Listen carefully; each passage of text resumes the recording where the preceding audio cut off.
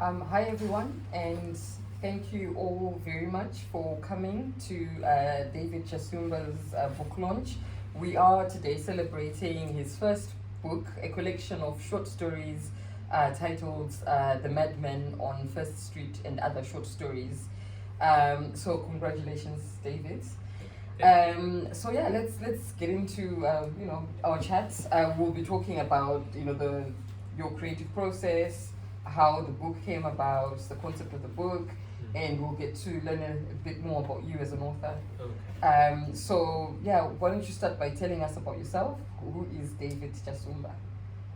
That's a very big question. Okay, I'm David. I'm a husband. I'm a father. I'm a granddad to add on to other roles. I'm also a writer. I am very passionate about telling stories. I feel every society has to tell its stories, because if you die without telling your stories, then it's like you never existed. So documenting what you have experienced in your lives, it gives you that opportunity to live your culture and your stories for the generations that will come. So I was born in Chinoy. I've always loved writing because it just helps me to sort of escape into another realm where for some time that I'm reading I can sort of understand things differently, and it's quite therapeutic. Absolutely. Yeah. No, that's great. Thank you. So when did you start writing, David? Well, I started writing when I was in high school. I read the Pacesetters, the African Writers series in the library. So I just had a passion from it to reading works by Ngugi wa Thiong'o, The River Between. Yeah. It was so well written that it just made me want to experiment and see how to create such touching characters. Okay, that's great. So let's get into the title we're celebrating today. Could you talk about the process of putting together the book, detailing how long it took you to write the book, and what inspired the book as well? Why did you put together this particular collection of short stories, and also any challenges you experienced during the process of writing this book? Well, okay. The process of writing the book, I called it The Madman on First Street, because I just felt there were certain things that as writers weren't spoken of. For example, we have the experiences of Chiadzwa, what happened there. No Zimbabwean writer has written about it. So my title story, The Madman on First Street, is like trying to remind people about the experiences about diamonds and what happened. And so I'm trying to tell certain stories that I think people haven't told. And this is particularly important for our children, that as we transition into the other world, they need to know a lot. So the short stories are set in Rhodesia, in Zimbabwe, in the diaspora. So I'm trying to connect the three things, and for our children, then they can try and understand what has happened. So my stories are quite didactic. I mean, I'm trying to teach something. And to record history. Because maybe 50 years from now, a child will read my book and understand what happened in Rhodesia, because it affects us. Some of the stories in here have to do with living in detention, for example, the land reform, the experiences in the diaspora. So all those things I'm trying to document for the next generation. Okay. Oh, that's great. That's great. So, how long did it take you to put together these short stories? Yeah, it took a while because of work commitments and other things. Yeah. I wrote these stories over a 12-year period. Oh, wow. Yeah, so what I did was I would write a story and send it off to a publication. Sometimes they would accept it, or sometimes they say, no, we can't. And then I would put it aside and rework on it, and then they would send it again and they would publish. So of the 13 stories in here, 9 of them have been published elsewhere. Only 4 they're the new ones. But I was very strategic in what I was trying to talk about, that I need to cover as much ground as possible. There are so many different themes that I'm trying to deal with. Yeah, no, it's a very, very diverse collection of short stories, which is one of the things I love about them, because I think anyone can pick up the book and relate to at least 2 or 3 of the stories in there. And I like that, there are, themes such as mental health, another thing that maybe culturally we don't talk about enough. So I like that a lot of the stories cover that theme. There are also things like recovering from substance misuse and things like that. These are things that are really affecting us here and back home, especially back home. So there are a lot of pertinent issues that you cover in the short stories. Yeah, like I'm worried about substance misuse in Zimbabwe, Toriro and all those things.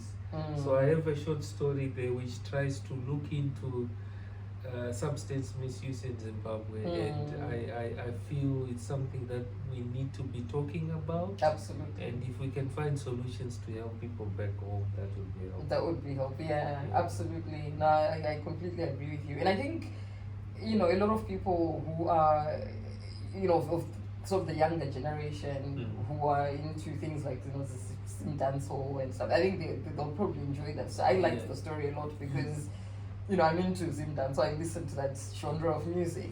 So just reading and editing that story was quite delightful for me, because I could relate to the things that were happening in that story. And even the lingo, the street lingo that you used brought the story. You made it alive. You really did well with that story. So yeah, I quite like that. There are pertinent issues coming out in these stories, and I think you did really well with that. So were there any challenges, do you think, when you were?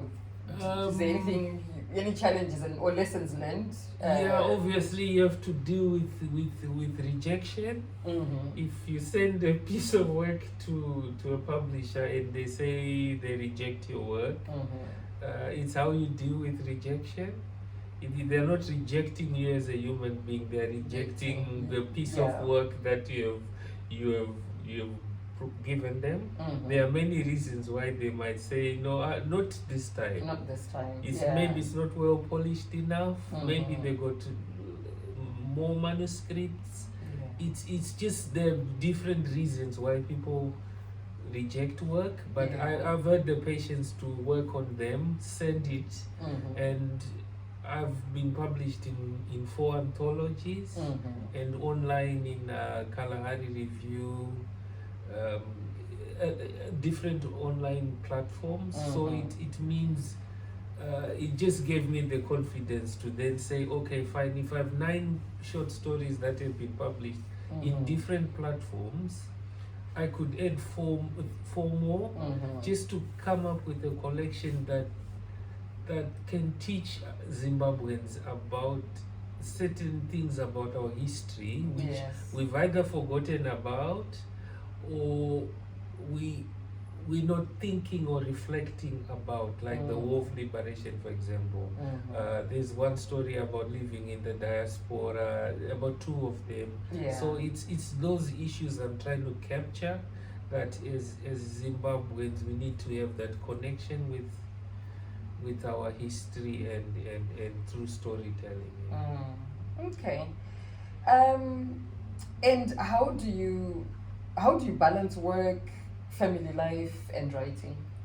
Obviously, it's a difficult one. Mm. It's just finding the time and making time, weekends.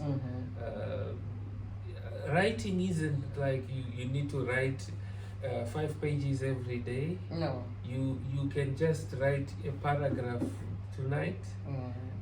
Tomorrow you write a continue. small Yeah. Yeah. But if you write, say, a page every day, by the end of the year, it's 365 pages. Yeah. So you could have finished the novel by then. So it's just making the time while juggling with other responsibilities. Absolutely. Yeah. No, it is quite challenging, but I think if it's your passion, it's your passion. Yes. You can make the time. Yes, so. I'm quite passionate about writing, Yeah. and it is something it does to me when I have a good story to want to Yeah. tell. Sometimes you just can't keep it inside you. Yeah, It just yeah. has to come out. Yeah. Okay. Well, on that note, then, could you please read us an excerpt from the book? Okay, all right. I'll just read the title, short story called "The Madman on First Street." Then I won't finish the whole story, but I just feel when I leave it there, it just gives you that suspense of wanting to know what happened. So I'll start to read. The Madman on First Street. It was a hot Saturday morning in August. I ambled along First Street with Tsitsi, my fiancée. I perked her on the mouth and fastened my arms around her waist. First Street was a beehive of activity. Newspaper vendors, shop owners, beggars, street preachers, shoppers buzzed along the shopping high street. The smell of fried chips and barbecued meat outside Wimpy restaurant made me salivate like Pavlov's dog. Suddenly someone bellowed behind us. I turned around and saw the madman. As he staggered towards me and Tsitsi, my heart skipped a beat. Adrenaline rushed through my veins and a shudder ran down my spine. I held Tsitsi close to my chest. The madman stopped about a meter away from us. He was of medium height. He had the sooty face of a chimney sweeper.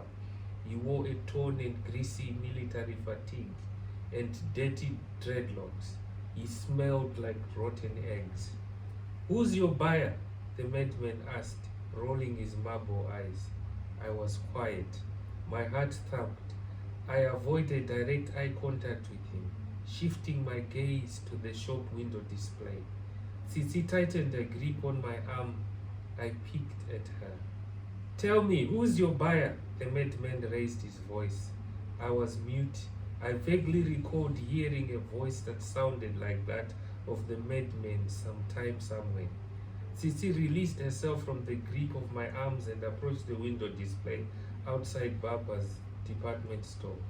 "I would like you to buy me that 9-carat gold ring," she said, ignoring the madman's presence. The madman glared at Tsitsi and then at me, from scalp to soul. "Are you husband and wife?" "None of your business," I blurted out.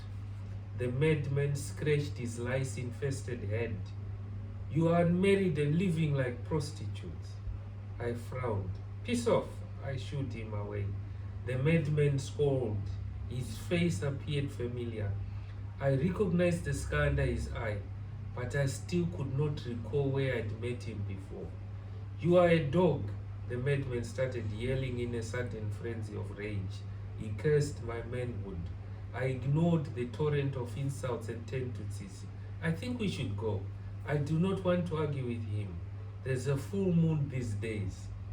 Ignore him, Chenjerai. Can't you see he's mad?" Tsitsi's eyes were glued to the wedding rings in the window display. "We must go," I pulled Tsitsi away. "What's the matter, Chenjerai?" "I think I've met this madman somewhere." My heart began to beat fast. "Where?" "Maybe it's just a case of mistaken identity." Meanwhile, the madman wandered off, still cursing me. We walked to a pedestrian bench and I observed him. He lay prostrate on the dirty pavement. About 50 meters from where we sat, he mimicked aiming and firing a gun and rolled on the pavement. He stood up and stabbed an invisible person. Then he knelt, asking for forgiveness. Suddenly, the madman jumped up and started accosting a woman pushing a buggy with a baby inside. I watched in horror and disbelief as the madman harassed the helpless woman and her baby. I rushed to the aid of the woman and her baby. Hey you, leave them alone. I pushed away the madman. He staggered back. I will kill you, the madman shouted, with saliva frothing through his rotten teeth. I said, leave them alone. Go back to whoever bewitched you. I was spewing verbal acid. Onlookers gaped at my confrontation with the madman. I will kill you, the madman raged. He clenched his fists and danced around in a way reminiscent of Muhammad Ali in the boxing ring. I killed many people in Chiazo. The word Chiazo struck me like lightning. I almost fainted. I trembled and I breathed heavily. I was in a daze as I staggered back to Tsitsi. What is the matter, Chenjerai? You look like you've just seen a ghost, Tsitsi said. I know that madman. I was gasping for air. He was Lieutenant Colonel in the army. Lieutenant Colonel Shato. I met him in my village in Chiazwa. He was the devil incarnate. Are you sure that's him? Yes. I recognized his voice and the scar under his eye. He terrorized, tortured, and shot and killed people in my village in Chiazo during the diamond rush. He tortured me once for trading in illegal diamonds. Are you really sure that's him? Tsitsi's eyes bulged. I nodded. What happened to him then? Ngozi, the avenging spirits of the people he killed, are haunting him, I presume. So I'll end it there. Wow. Thank you so much for the beautiful reading. Okay.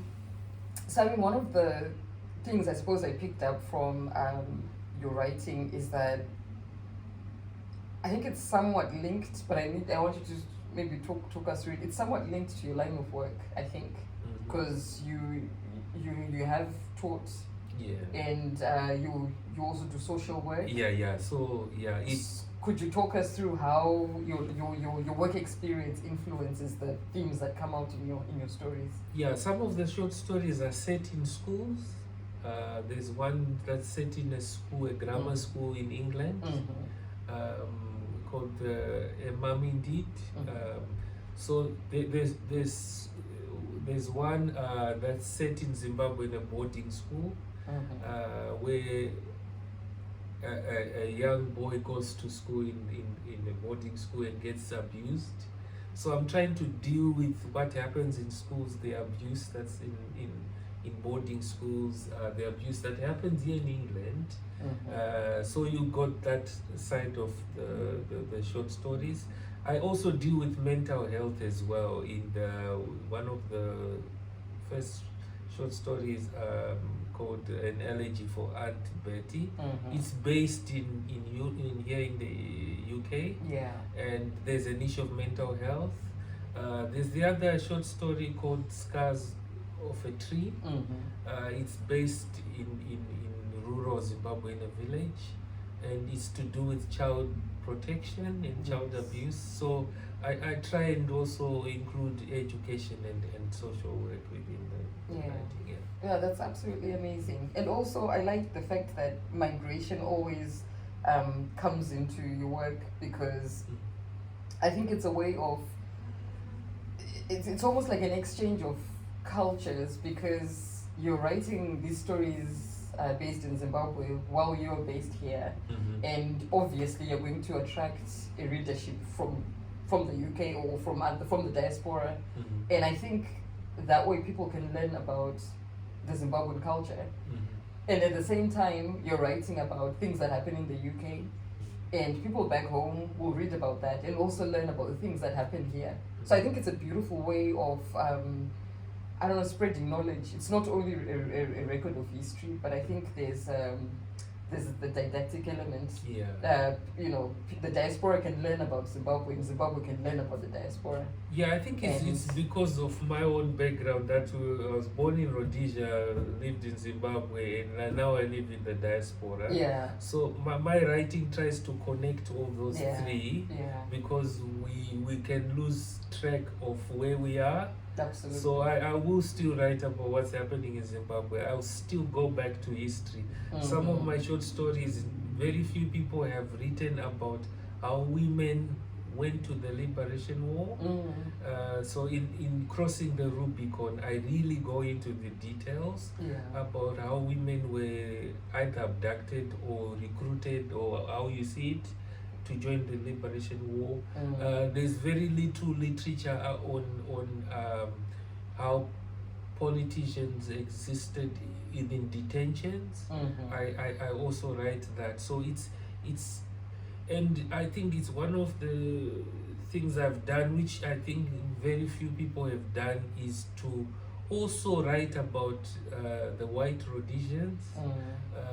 My final short story, One Way Ticket Out of Hell, is the main character is a white Rhodesian woman during the war. So I also try to be very inclusive in what I write about, and it's just documenting the culture of Zimbabwe. We don't want it to die with us, but our children and grandchildren need to still read these stories. They start conversations about what does it mean to be a Zimbabwean and the transition we've had. So that's what I'm trying to document through the short story. No, it's really good, and I mean I enjoyed the stories very much, because I also learned a lot about, you know, because I wasn't there in the 60s and 70s. Yes. So I learned a lot just by, you know, editing your work. So so I think you've done really well there. Thank you. So do you ever experience the writer's block? And if you do, how do you deal with it? Writer's block, I don't really experience it, because I'm trying to, normally I work on a lot of things at the same time. Either there's a bit of a poem I'm writing about, or a short story, or just a little paragraph in my novel. So I'm constantly doing certain things. If I can't write, I'll just find something to read, and taking myself away from the anxiety that I cannot write, and then reading something, it just takes away that. A writer's block is to do more with being anxious that you have no ideas about writing. If you can't have the ideas about writing, you can read. Yeah, absolutely. So sometimes I watch your videos with Panache or Rudo. It just helps me to just take myself away from my own anxiety that I'm not being creative at the moment. Yeah, because I find as well that if you are busy with family or work or whatever, that need to write starts brewing in your mind. So by the time you find that free slot of time, you're already raring to go, you're already getting to get the writing out. So yeah, I find that I don't really experience the writer's block, but it's interesting to talk about, because I think it helps other writers. I think it's a myth. Somebody said writer's block doesn't pay the bills. So if you don't write, okay. Yeah. Oh, that's interesting. Thank you. And what are your thoughts on the reading culture in Africa? And what do you think could be done to improve it? We were talking about this. It's very difficult. People say people are not reading, but we do see a lot of online platforms like Kalahari Review, Brito Paper. People are writing, and there's a young generation of people who are reading those short stories put online. So I think it's a myth that people are not reading. People are reading. in areas like Zimbabwe, I think some of the good bookshops in Borodale and other areas, there are people who can afford to buy a book, and there is a reading culture there, but it's I think the opportunity cost of should I buy a meal or should I buy a book? I think to some people it's an issue, but one of the targets of what I'm trying to write is the diaspora community. Okay, statistics say there are 4 million Zimbabweans who have left the country, living in different parts of the world. I think if we start writing these books, there's a market for those people, because one, they miss home, there's that nostalgia. Two, they have children, and those children need to know some of the stories that happened in Zimbabwe. So they can learn about this, and you can start a conversation with your child who reads a story like Crossing the Rubicon. They will start to say, so this is how women really ended up in the liberation struggle. So some of the stories, they start conversations with families, and different generations have no one to tell them that this happened. And so that's what I'm trying to tap into, not just the Zimbabwean market, but the book being on Amazon. If you're in the United States, you can still buy the book in the States through Barnes and Noble, through Amazon. It's getting there where in South Africa they will be having Amazon next year. Oh, I can't wait for that. Yeah. So it means people in South Africa can order this type of books. Yes. So we need to be tapping into that Zimbabwean market in South Africa. Absolutely. Yeah. Okay, no, that's great. So are you currently reading any books yourself? Yeah, I've been reading, he's one of my favorite authors. He's called Ernest J. Gaines. He wrote a very good novel called A Lesson Before Dying. This book is now being used by different activists in the United States. It's been turned into a movie with top African American actors. Right. It's the main book people use when they talk about capital punishment. Oh, right. So that's what they use to go to judges and say, can you read this novel? It teaches you why capital punishment, the death sentence, is not the right way to dispense justice. So it's one of the books I'm reading. There's another lady who's very good called Edwidge Danticat. She's like us, a migrant from Haiti.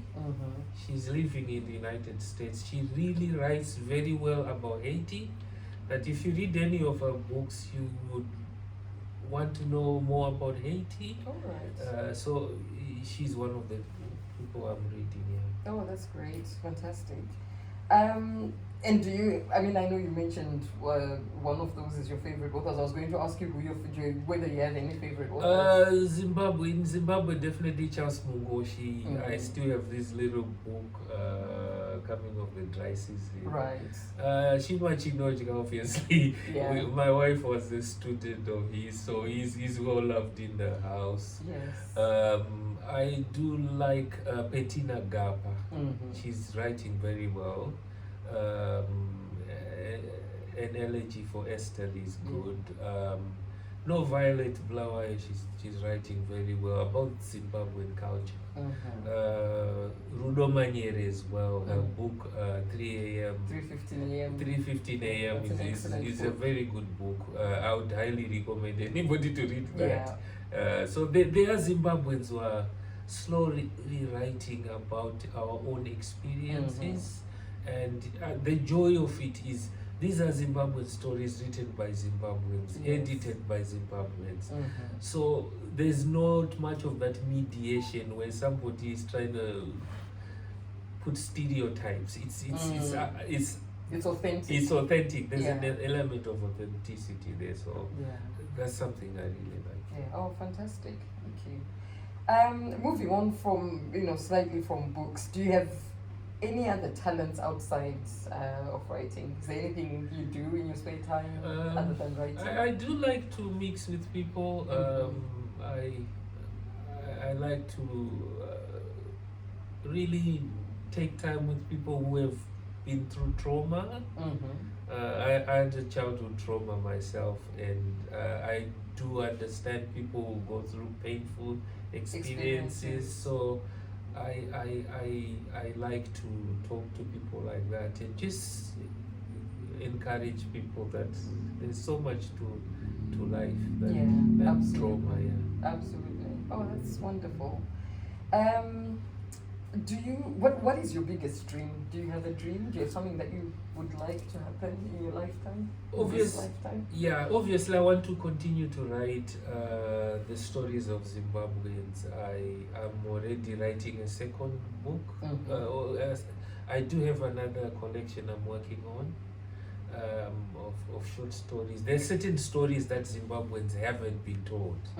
Like my family, for example, certain members of my family lived in what were called protected villages. Right. You know what these are? No, I don't actually. Yeah. So no one has documented protected villages. Like they were called keeps. Does anybody know about this? What era was this? When during the Rhodesian time, there was a law that the communal people had to be moved from their villages into protected villages, right? Because they were feeding the comrades. So that era of Zimbabwe hasn't been written about.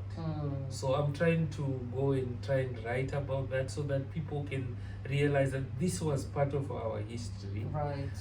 So I have a novel as well I'm working on, which I'm enjoying writing. I did get a title for it. It's called Preaching a Lie. But I'm trying to also look at the issue of abuse in the church. Right. Yeah. And the girl child. It's something I'm working on.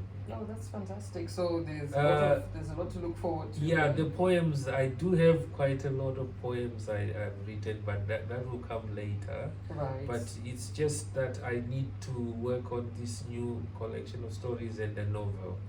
I need it out there because I feel there's certain stories we haven't talked of. Yeah. So I need to start those conversations with people. Yeah, get it out of your system as well. No, I get that. Oh, that's wonderful. I look forward to the works that are coming from you.